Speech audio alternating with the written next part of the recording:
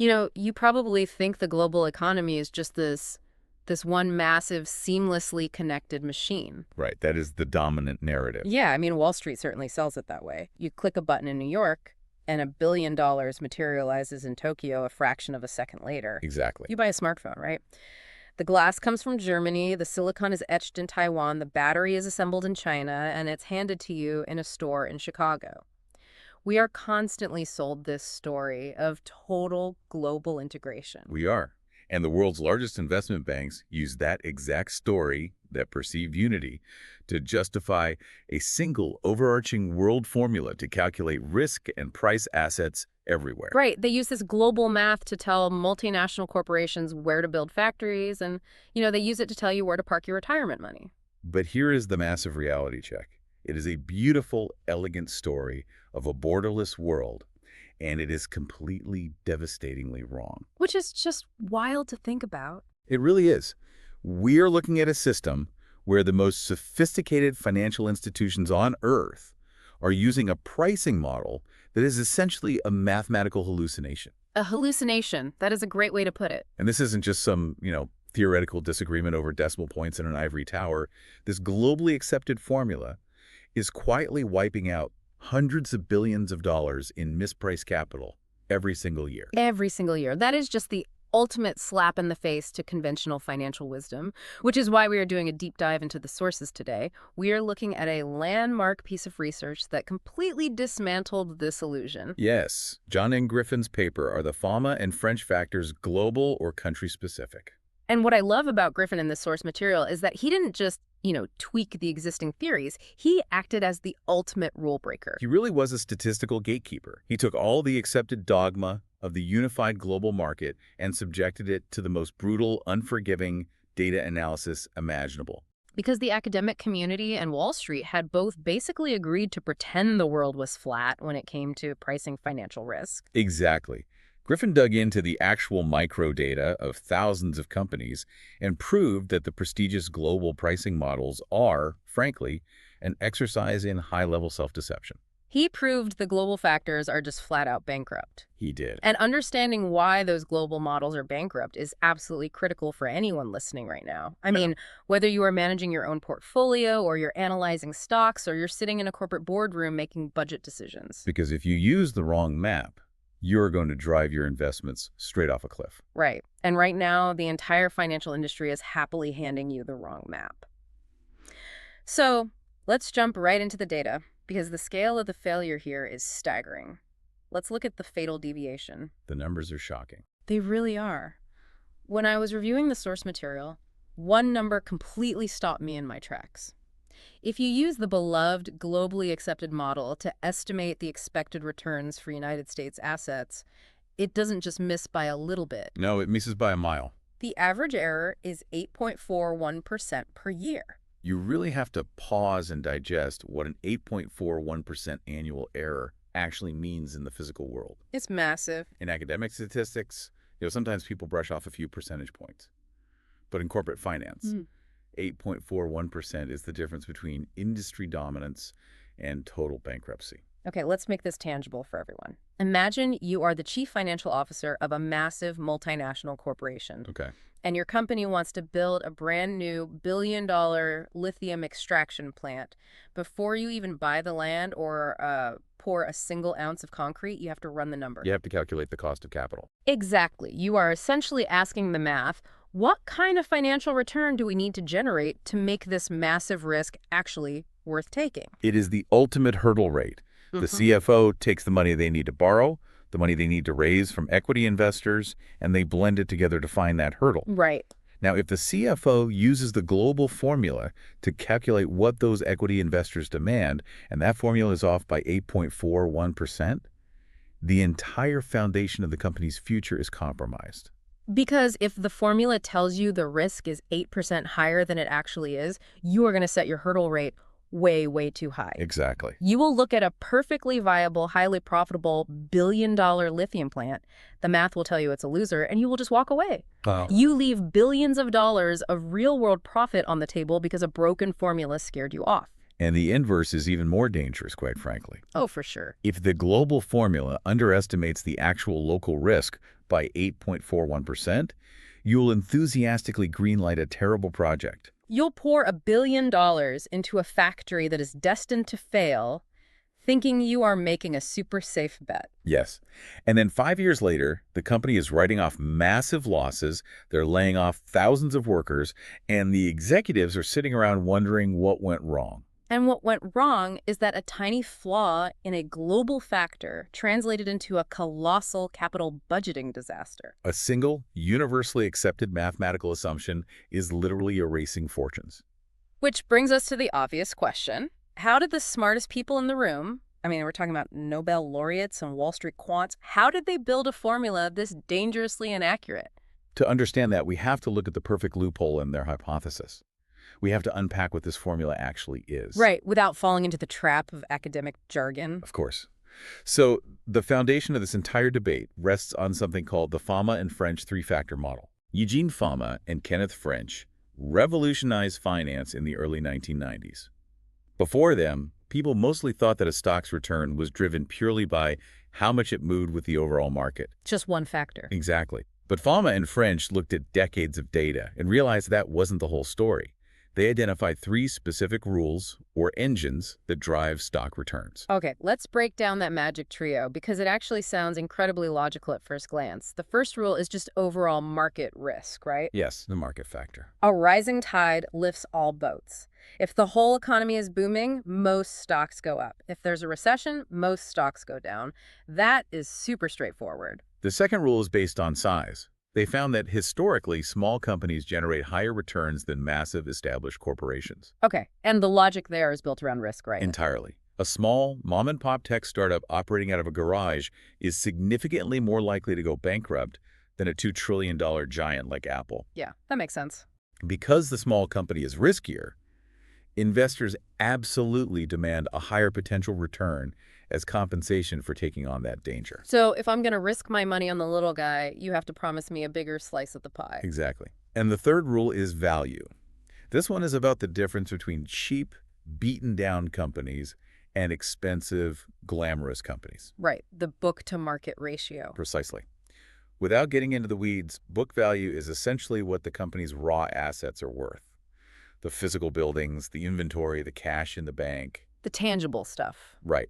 And market value is what the stock market thinks the company is worth based on hype and future growth. So if a company has a high book value but a very low market value, it means the stock is cheap. It's a value stock. Yes. Fama and French prove that these beaten-down value stocks tend to outperform the flashy, expensive growth stocks over the long run. Okay, so we have the overall market, we have small size, and we have cheap value. Those are the three engines of return. Those are the factors. Now, here is where the academic leap of faith occurred. And it's a leap that feels so intuitive you almost can't blame them for making it. They looked at these three engines and said, well, capital flows globally. That was the fatal assumption. Yeah. The academic world looked at the modern era, where an investor in London can buy shares in a Japanese small-cap company with zero friction. Yeah. They assumed that because the money is part of a single, unified global pool, the pricing of risk must also be unified. So they believe these three factors, market, size, and value, acted like universal laws of physics. Exactly. They thought, well, gravity works the same way in New York as it does in Tokyo. Therefore, the risk premium for a small company in New York must be driven by the exact same underlying global forces as a small company in Tokyo. I have to admit, if I were an academic in the 90s, I would have bought that narrative hook, line, and sinker. It just feels like common sense. It does. If I am a global investor with $1 billion, I am constantly comparing the small tech startup in California to the small robotics company in Japan. They are competing for the exact same pool of my capital. So shouldn't their risk be priced by the exact same global conductor? The logic is incredibly seductive, but the data reveals a cold, brutal reality that completely contradicts it. And that's what Griffin proved. Yes, capital might be entirely global, but the pricing of assets absolutely refuses to take orders from a global conductor. Griffin's research shows that the concept of a unified global value factor or a global size factor is an absolute myth. The data firmly establishes that the world is heavily segmented. Heavily segmented. Which, opens up a truly fascinating philosophical debate that runs deep in the source material. Why do these premiums exist in the first place? Right, the root cause. Yeah. Is the extra return you get for buying a small company or a beaten down value company an actual mathematical law of economic risk? Or is it just evidence of human beings acting completely irrationally? This is one of the most contentious battlegrounds in financial academia. You basically have two warring camps. Let's get into it. The first camp is the traditional risk camp. They argue that these premiums are completely rational. If you buy a distressed, failing manufacturing company, a classic value stock, you are taking on a massive, terrifying risk that the company will go to zero. Right. So the higher return you eventually get is just your fair, rational compensation for enduring that economic terror. It's a fundamental law of risk and reward. But then you have the second camp, which I find infinitely more interesting, the overreaction camp. Yes. They argue that this isn't about rational economic math at all. It's about the fact that human beings are prone to wild emotional panic. Exactly. The overreaction camp says that investors look at a company that just had a bad quarter, and instead of rationally evaluating the underlying assets, they panic. They just dump the stock. They dump it aggressively, driving the price down way below what the company's actually worth in terms of its physical assets. They punish the stock far beyond what the economic reality dictates.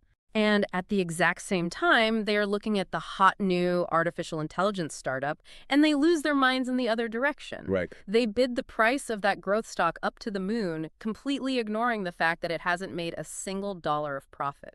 So when the beaten down value stock eventually stabilizes and bounces back to its normal, boring reality, it generates a massive return. But that return isn't a rational risk premium. It's just a correction. It is simply the mathematical correction of prior human stupidity. It is the market snapping back from an emotional overreaction. And this brings us right back to why the global formula is so deeply flawed. I mean, if the extra returns for value and size are heavily driven by human psychology and local panic, how on earth could you possibly create a single global formula? You can't. The way a retail investor in Japan panics about local labor shortages is fundamentally different from the way a hedge fund manager in New York panics about interest rates. If the panic is local, the risk premium has to be local. That is the conceptual bedrock of Griffin's argument. But Griffin didn't just argue philosophy. He brought an overwhelming amount of empirical evidence to the table. He really did. He executed what we can only describe as a massive micro-penetration of the global markets. Micropenetration. I love that term for this. Yeah. Because this is where the paper transforms from an interesting theory into a total demolition of the status quo. Exactly. He didn't just casually glance at the top 50 multinational companies to see if they moved together. He went incredibly deep. He took the equivalent of an industrial X-ray to 4 of the most sophisticated economies on Earth. He analyzed 15 years of continuous monthly data, stretching from January 1981 all the way to December 1995. That is 180 months of continuous financial history. And he didn't just look at broad country indexes like the S&P 500 or the Nikkei. No, looking at an index hides the truth because it averages everything out. It smooths over all the important bumps. It's exactly. Griffin dissected 3,386 individual non-U.S. firms. He looked at every single viable company in Japan, the United Kingdom, and Canada, alongside the massive data set of the entire United States market. Over 3,000 companies, tracked month by month for a decade and a half. I mean, this kind of granular micro-level data completely removes any hiding places for the global theorists. It leaves them totally exposed. When you are looking at the raw, unfiltered returns of thousands of individual businesses, statistical illusions just tend to evaporate. And what that granular data revealed was truly shocking. It exposed the architecture of the so-called global factors. People often assume that a global pricing factor is some naturally occurring economic law, right? Something discovered rather than invented. Right, like an element on the periodic table. Exactly. But Griffin showed that these global factors are actually a statistical stitch-up. The Frankenstein factor. When I read how they actually construct the global formula in the source material, my jaw hit the floor. It is a completely unnatural creation. It is entirely unnatural. To build a global value factor, Wall Street doesn't measure some unified global economic current. They simply take the deeply local domestic data from the US, they take the deeply local data from Japan, and they take the local data from the UK. And then what? Then They weight those local numbers based on the total market capitalization of each country, and they literally just add them together. It's a mathematical Frankenstein. They are taking a torso from New York, they're stitching an arm from Tokyo onto it, stapling a leg from London to the bottom, applying a jolt of electricity, and telling the world, behold, the global risk factor. It is exactly that arbitrary. They mash wildly different domestic realities together and market it as a unified planetary risk state. I mean, it is like taking the ambient temperature in Miami, adding the temperature in Moscow, averaging them out, and reporting that number as the global weather, Yes. and then trying to use that average temperature to tell a farmer in France what crops to plant. It is fundamentally useless. And Griffin found the smoking gun to prove just how useless it is. If you look at Table 1 in the source material, he examines the correlation between these different local factors. This is the critical test, isn't it? It is the ultimate test. Because if the global market is truly integrated and capital is flowing seamlessly across borders to seek out these value and size premiums, then the risk factors in different countries absolutely must move in sync. If they're part of the same ocean, the waves should travel. Exactly. If the risk premium for cheap value stocks suddenly spikes in the United States because of a shift in global capital, then the premium for value stocks in Japan should logically spike at the exact same time. They're supposedly driven by the exact same global macroeconomic forces. So when Griffin ran the correlation math across these thousands of companies over 15 years, what did the data actually reveal? The cross-border correlation is practically zero. Zero. Think about the magnitude of that word. Zero. Right. It is the ultimate failure of integration. If the global market is a single interconnected pool of money, it is mathematically impossible for the ripples in the United States to completely ignore the ripples in Japan. Yet, that is exactly what happens. The numbers in the paper are just brutal.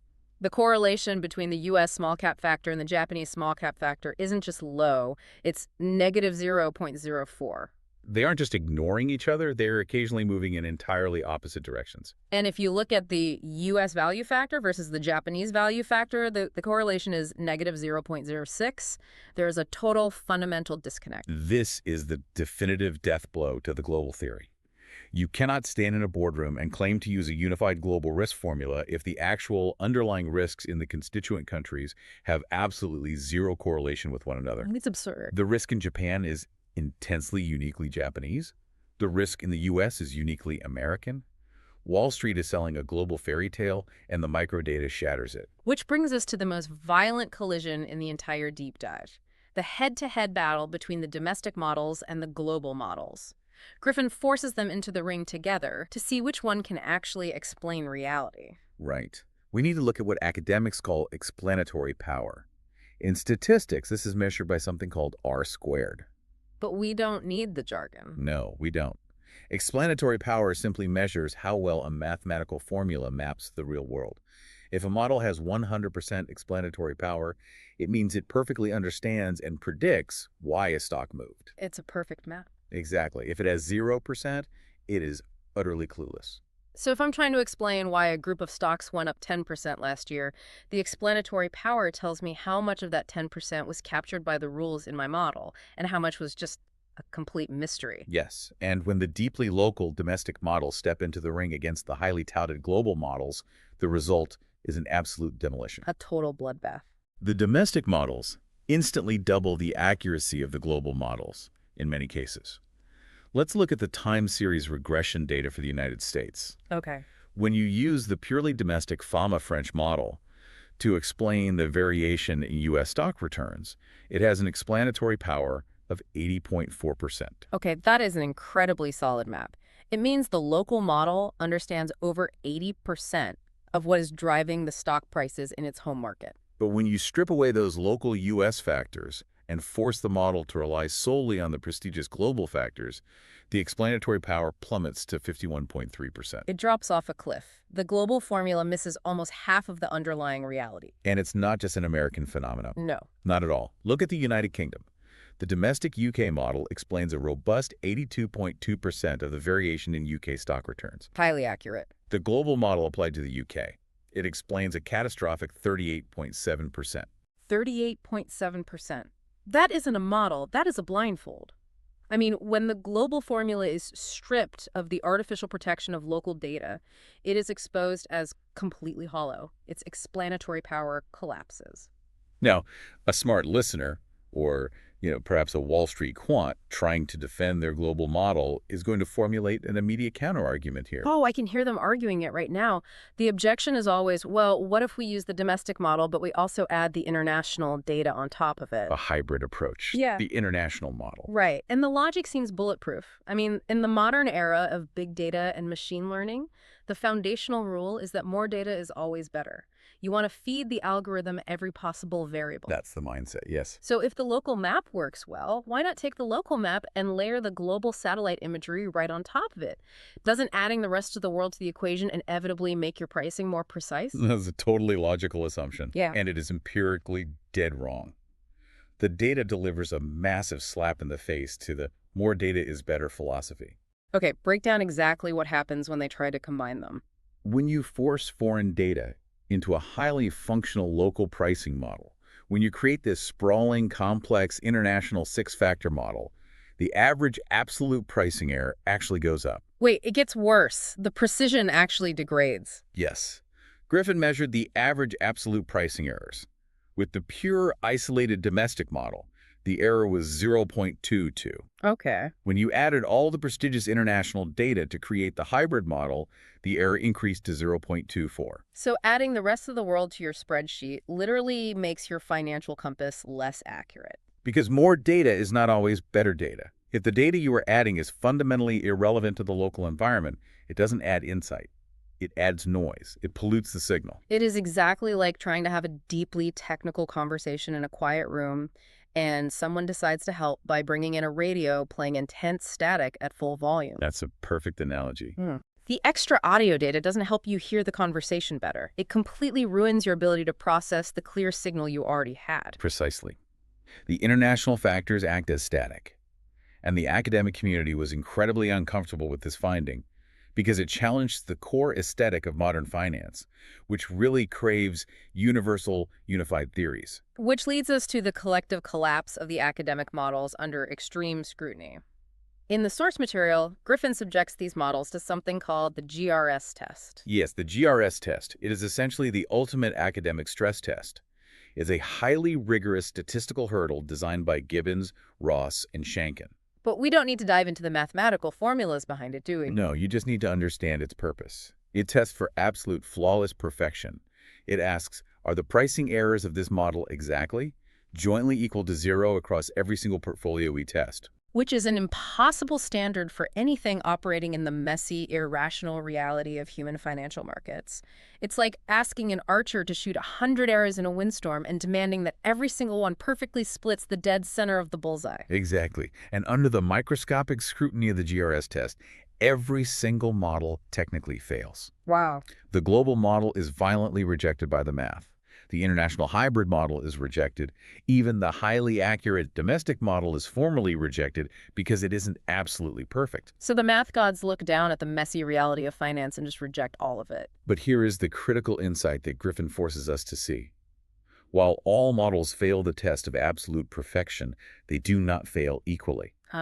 When you step back from the academic binary of pass or fail and look at actual survival, when you measure the sheer physical size of the pricing errors, the domestic model wins by an overwhelming margin. It consistently produces errors that are significantly closer to 0 than the global alternatives. It is the least bad option in a chaotic world, and it's better by a massive margin. But Griffin knew that tearing down the global model this aggressively was going to invite fierce attacks from the establishment. Oh, he anticipated the counterarguments perfectly. The most common defense of the global model revolves around how the data is organized. Critics will say, well, maybe your results are just a mirage caused by the way you group the stocks into portfolios. Which is a classic statistical trap, hiding the ugly truth inside smooth averages. Exactly. Because when you group 500 volatile, unpredictable small-cap stocks into a single small-cap portfolio, you average out all their individual quirks and anomalies. You create a smooth, highly artificial line that might create an optical illusion of accuracy. So to silence the critics, Griffin performed what we could call the individual stock cliff dive. He stripped away the portfolios completely. He took away all the statistical armor. He did look at smooth averages. He went down to the bare metal. He ran the regressions on 132 rolling 60-month periods for individual standalone stocks. Let's translate that. A rolling 60-month period means he took a 5-year window of a single company's life, checked the accuracy of the formula, and then slid that 5-year window forward by 1 month and checked it again. Over and over. Right, thousands of times, for naked, unprotected companies. Mano a mano against the math. And without the artificial protection of portfolio groupings, the global model's performance falls off an absolute cliff. The cold, hard reality of individual stock data hands the global factor a definitive death sentence. What do those naked numbers actually look like? The average absolute pricing error for the global model on individual U.S. stocks jumped to 1.58% per month. Per month. Yes, the domestic model held its ground significantly better at 1.25%. So even at the micro level of a single company, the domestic map is vastly superior. And the explanatory power. On individual U.S. stocks, the domestic model's R-squared was 0.21. The global model collapsed to 0.13.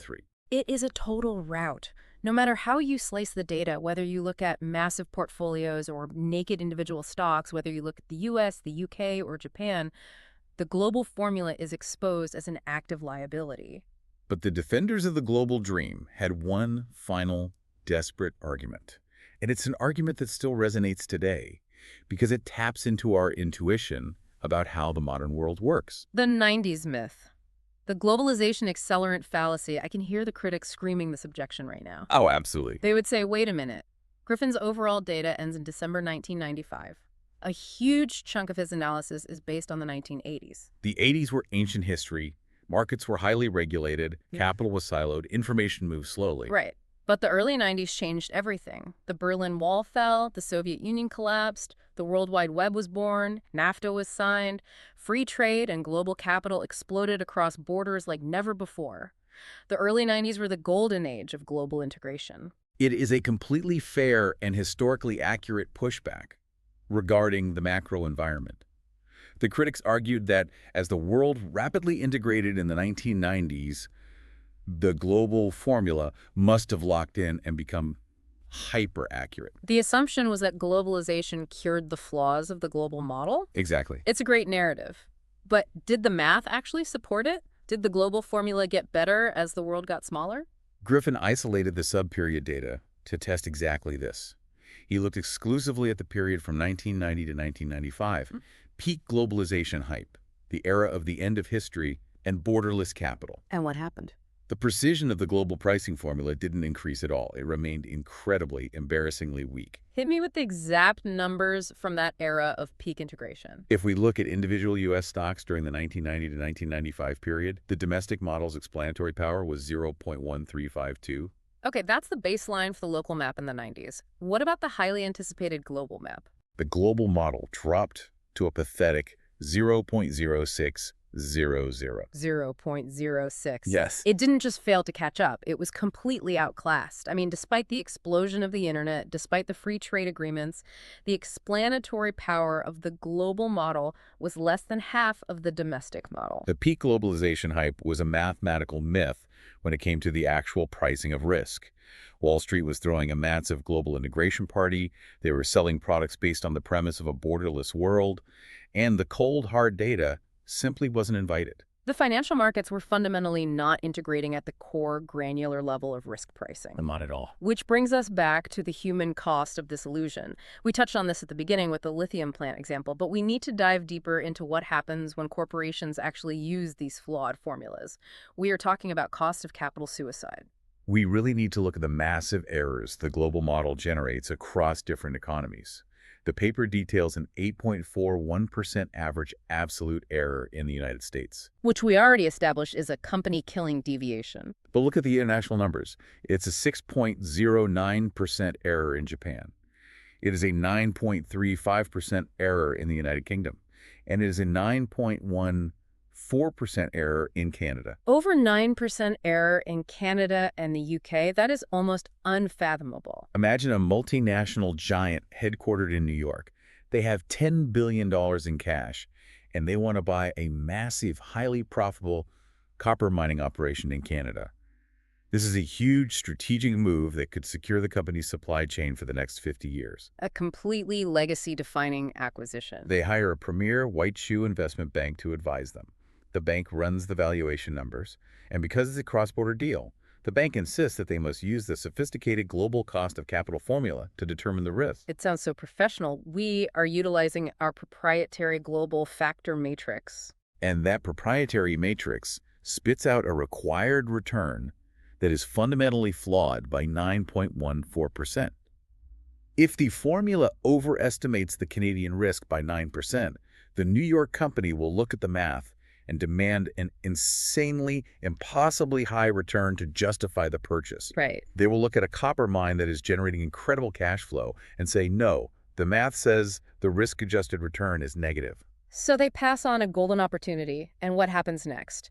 A local Canadian competitor, using purely domestic Canadian pricing models that accurately reflect the ground truth, swoops in, buys the mine, and makes an absolute fortune. Exactly. The American company loses out because they trusted a stitched-together mathematical Frankenstein. And it works in the opposite direction, which is even more destructive. Right, when it underestimates the risk. If the global formula artificially underestimates the risk in the UK by 9%, an American company will buy a deeply flawed British asset thinking it's incredibly safe. They overpay by billions. A few years later, the reality of the local UK market asserts itself. The asset collapses, and the American company is forced into a humiliating multi-billion-dollar write-down. It is literal corporate self-sabotage, facilitated by elite financial theory. And if you want the ultimate, unassailable proof of this failure, you don't look at how well the model explains the past. You look at how well it predicts the future. We have to talk about the out-of-sample catastrophe. Everything we have discussed so far, the explanatory power, the pricing errors, that is mostly looking backward. That is taking a formula and trying to fit a line to a bunch of dots that have already been drawn on the page. Right. It's like training a weather-predicting AI using the weather data from 2010 to 2020. If you then ask the AI, what was the weather like in 2015, it looks like an absolute genius. It has perfect accuracy because it already needs the answer. It has already seen the data. But the real test of any model, whether it's weather or finance, is out-of-sample testing. You give the formula all the historical data, and then you force it to predict the data it has never seen. You ask it to predict tomorrow. You ask it to forecast the expected returns for the next month. This is the psychic test. How well do the highly paid global models predict the future? They offer absolutely zero protection or advantage. In every single country analyzed, the U.S., Japan, the UK, and Canada, the pure domestic model generated more accurate out-of-sample forecasts of actual future returns than the global model. So if you are standing on the edge of the present, trying to guess where the puck is going, the global model literally makes you blinder. It is worse than useless. Adding the foreign factors to create the international model just adds massive estimation errors. The global model, the very tool that Wall Street claims will help you master global risk, becomes a literal anchor dragging down the accuracy of your forecast. You are always mathematically better off just looking at your own backyard. Always. Which leads us to what is easily my favorite part of Griffin's entire paper. It is the ultimate insult to the global financial establishment, the revelation of the nihilistic foreign factor. Griffin is a rigorous academic, and he wanted to prove, beyond any shadow of a doubt, that these highly touted foreign factors were utterly, fundamentally meaningless to local asset pricing. But how do you mathematically prove that something is entirely meaningless? You compare it to literal, randomly generated noise. Griffin executed a series of 500 Monte Carlo simulations. Okay, let's explain a Monte Carlo simulation without the statistical jargon, because the concept is just brilliant. A Monte Carlo simulation is a way to test probabilities using randomness. Imagine you have a complex financial model, and you want to see if a specific gear in that model is actually doing any work or if it's just spinning for show. Right. Griffin went into the hybrid international pricing model, and he completely ripped out the actual real-world international data. He threw the real Japanese, UK, and Canadian value and size factors in the trash. He hollowed out the global part of the model. And he replaced those real numbers with simulated, randomly generated statistical noise. He essentially hooked the model up to a random number generator that spat out gibberish designed to have absolutely zero real-world connection to stock returns. Okay, so he has a model running on pure, fake computer noise. What did he do next? He ran the pricing models again 500 times. He wanted to see if the mathematical framework could tell the difference between the actual, highly prized international risk factors and complete randomized gibberish. And the result, the ultimate slap in the face. The model couldn't tell the difference. That is simply incredible. The international premium that highly paid bankers use to justify massive global allocations performed practically identically to random noise. Wow. The distribution of the pricing errors when using the real historical foreign data looked almost exactly the same as the distribution of errors when the model was fed randomly generated fake data. You are telling me that taking a random number generator, plugging its meaningless output into a spreadsheet, and calculating your corporate risk is just as mathematically effective as using the prestigious international risk factors that global banks charge millions of dollars to analyze. For the purpose of improving local pricing accuracy, yes. The foreign factors are an illusion. They do not lead to more accurate pricing. They are statistical phantoms. The emperor truly has absolutely no clothes. Which begs the most massive, obvious question of this entire deep dive. Why use them? Yeah. If the math is this decisively, provably bad, if the global model is a Frankenstein monster that performs with the exact same accuracy as random computer noise, if it causes 9% errors in corporate budgets that destroy billion-dollar deals, why on earth do multinational banks and Wall Street institutions continue to use global factors? To answer that, we have to look impartially at the structure of the financial industry and the market incentives that drive it. Follow the money. Always. Wall Street firms are heavily populated by incredibly brilliant mathematicians, physicists, and data scientists. They have access to the exact same raw data that Griffin used. Many of them know perfectly well that the global factor model is an empty shell. So why maintain the charade? Why keep selling a broken compass? Because global diversification, unified global risk, and integrated planetary portfolios are some of the greatest marketing stories ever invented. They are narrative masterpieces. It's all about the pitch. Exactly. Yeah. Put yourself in the shoes of a massive asset manager pitching a new high-fee financial product to a multi-billion-dollar state pension fund. You're trying to convince a board of directors to trust you with billions of dollars. What sounds better in a boardroom? Let me guess. Not the truth. Right. You don't want to say, we're going to use a highly fragmented, locally isolated strategy that requires a dozen completely different mathematical formulas, and we fully admit that the world is chaotic and unintegrated. No, that sounds messy. It sounds uncertain. And it is incredibly hard to justify charging a premium 2% management fee for a reality that sounds that disorganized. Right. Now, imagine you pitch this instead. We utilize our proprietary, unified global risk engine to seamlessly capture factor premiums across an elegantly integrated planetary marketplace. We possess a mathematical formula that maps the entire world. Oh, take my money immediately. Where do I sign the check?